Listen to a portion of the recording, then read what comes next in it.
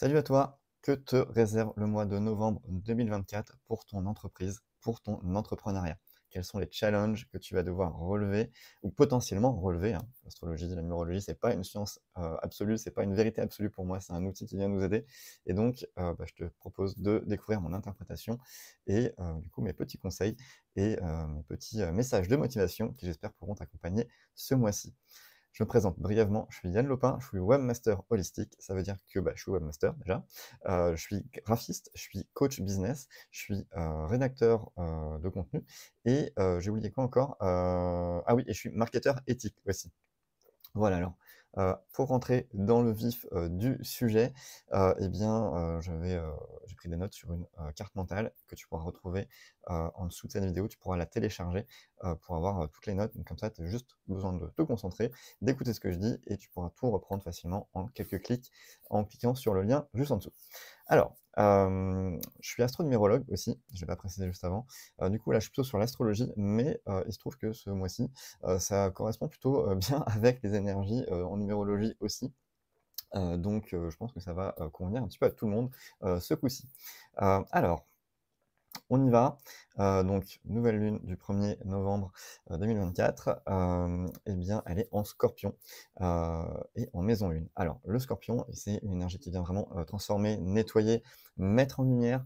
C'est un signe d'eau qui va vraiment être lié à, plein d'émotions, enfin, tout le côté émotionnel, c'est un signe fixe et qui va plutôt être réceptif. Alors, je vais te donner mon interprétation juste après, je fais juste un petit récap, comme ça. Et la maison 1, ça va vraiment être plutôt lié à ce que tu penses être, et à quoi tu t'identifies. Hem, en ce moment, il y a aussi ce qu'on appelle une opposition entre Mars et Pluton.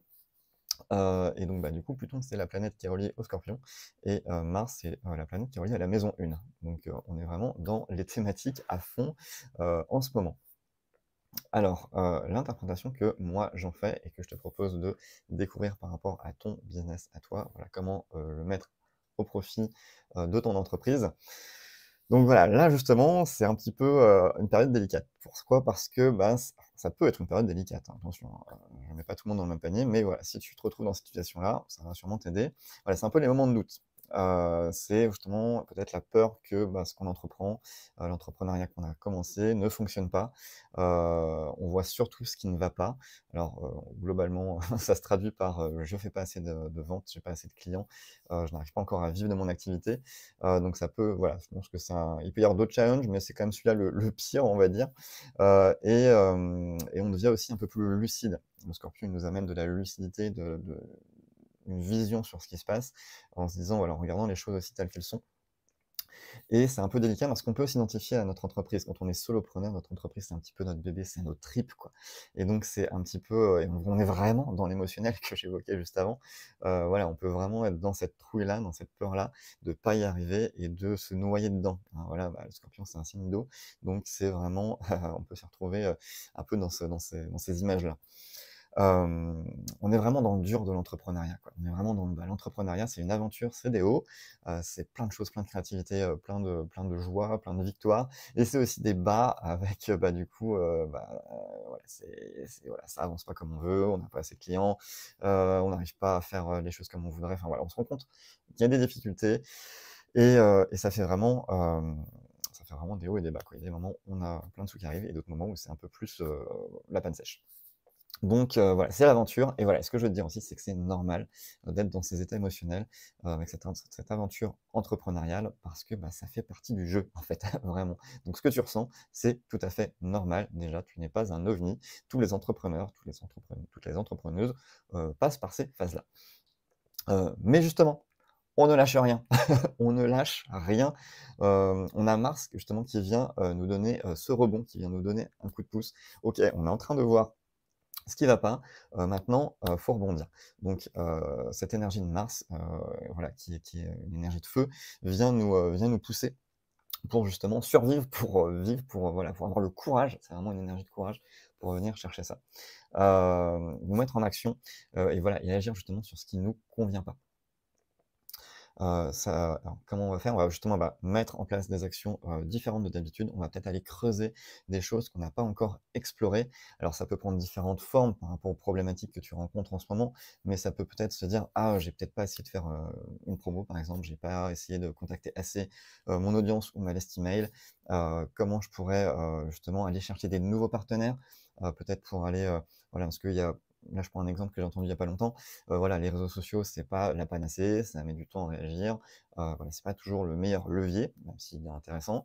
Mais bah, des fois, c'est comment aller chercher des nouveaux partenaires qui ont déjà une audience qu'on pourrait toucher et mettre en place un partenariat pour, bah, accélérer les choses, bénéficier de la confiance que nous accorde ce partenaire auprès de son audience. C'est des pistes possibles. Il y a plein d'autres choses à faire encore, mais c'est se creuser un petit peu, la tête pour se dire: «OK, je reste pas dans l'inaction, je recherche les solutions. Je pense solutions et heu et du coup, j'arrête de regarder que les problèmes. Enfin, je les ai vus, ils sont là, ils sont identifiés et maintenant je cherche des solutions. Hem, En fait, ce qui se passe avec le scorpion, c'est qu'il y a cette idée de transformation. Ça rejoint, je l'ai évoqué trop en numérologie plus tôt, mais du coup, j'en ai pas parlé, mais on est en année 8 et on est dans un mois universel 1. Donc c'est pour ça que je disais que les énergies là concordent avec l'astrologie aussi, parce que le 1, ce serait un peu le bélier et puis, bah, le 8, ce serait un peu le scorpion. Hem Et donc du coup, on a cette idée que, on va se transformer, on va monter une marche, on va continuer cette transformation, bah, de devenir un entrepreneur, une entrepreneuse, parce que voilà, on le devient, on apprend petit à petit, hein. Quand on se lance, on se rend pas compte forcément de tous les défis qu'il y a. Donc on est en train de passer une marche en plus. On est en train de, continuer cette transformation, on est en train de passer un palier.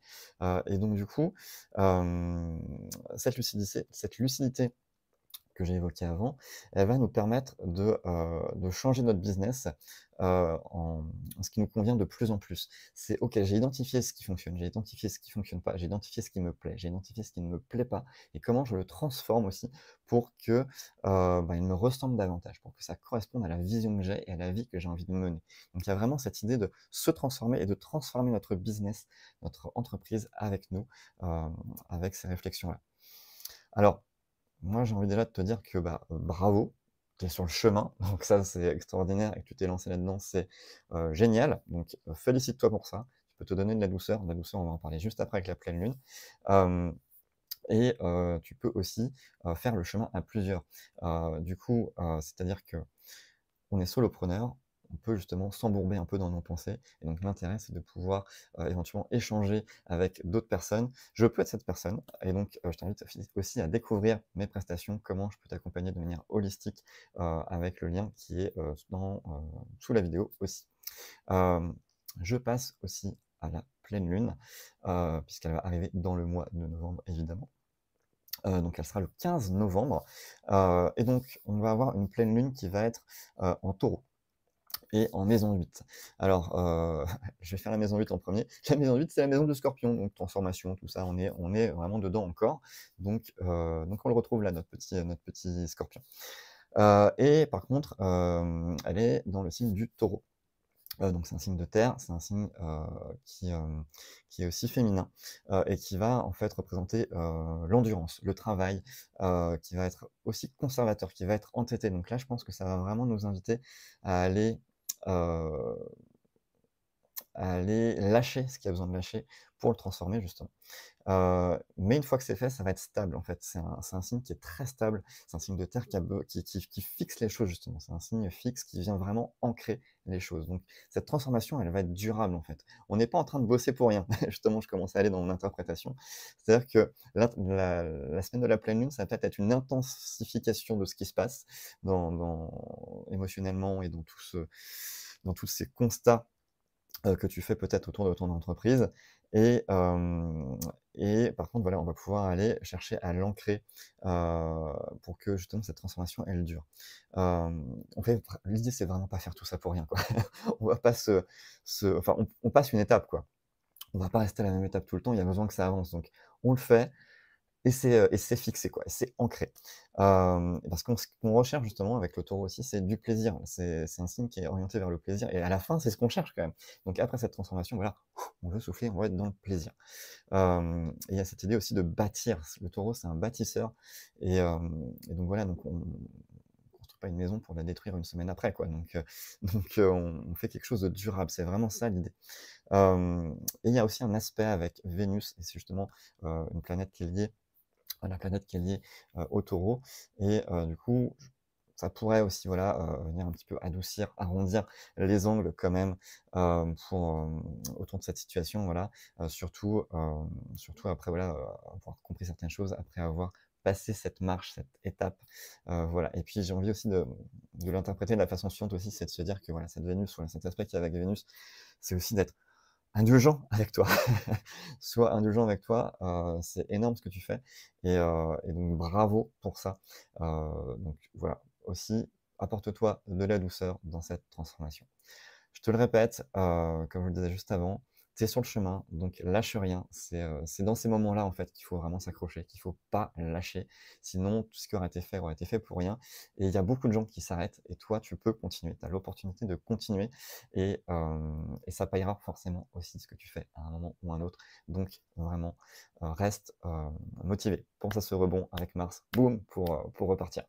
Voilà, si tu veux, je le redis, mais si tu veux, découvrir mes prestations, voir comment je peux t'accompagner pour justement, avoir d'autres idées, d'autres ressources pour, t'accompagner dans cette transformation aussi, eh bien je t'invite à découvrir ce que je propose, dans la description de cette vidéo. Je te dis à bientôt et bon mois de novembre. Salut!